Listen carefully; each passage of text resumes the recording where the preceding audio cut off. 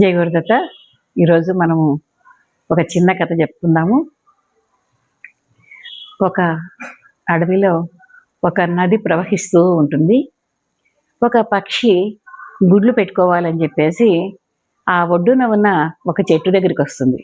చెట్టు దగ్గరికి వచ్చి ఆ చెట్టుని అడుగుతుంది, నేను నీ చెట్టు పైన గూడు కట్టుకొని పిల్లలు పెట్టుకుంటాను అనేసి అడిగితే, లేదు లేదు నేను ఒప్పుకోను, నా చెట్టు మీద నువ్వు పిల్లలు పెట్టుకోవడానికి నాకు ఇష్టం లేదు, నేను ఒప్పుకోను అని చెప్పేసి ఆ చెట్టు చెప్తుంది. సరే అని చెప్పేసి నదికి ఆ వైపుకు వెళ్ళి అక్కడ ఇంకో చెట్టును అడుగుతుంది, నీ చెట్టు మీద నేను గుడ్లు పెట్టుకుందనా అంటే పెట్టుకో అంటుంది ఆ చెట్టు. సరే అక్కడ గూడు కట్టుకొని ఆ చెట్టు మీద పిల్లలు పెట్టుకుంటుంది. గుడ్లు పెట్టుకుంటుంది. ఆ గుడ్లు పొదగబడి పిల్లలు అవుతాయి. చిన్న చిన్న పిల్లలు చెట్టు మీద బాగా హాయిగా ఆనందంగా ఉంటారు.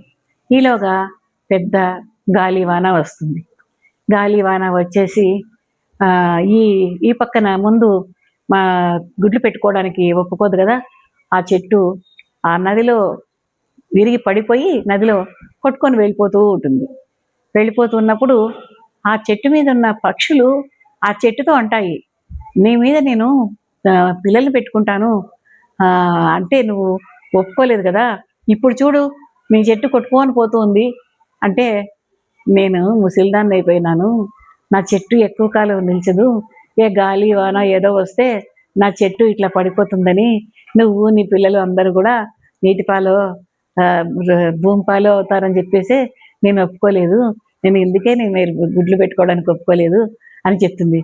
అవునా, ప్రతి ఒక్కరిని మనము తొందరగా చెడ్డగా అర్థం చేసుకోకూడదు అని చెప్పేసి ఈ కథ నీతి చెప్తుంది. జై గురుదత్త.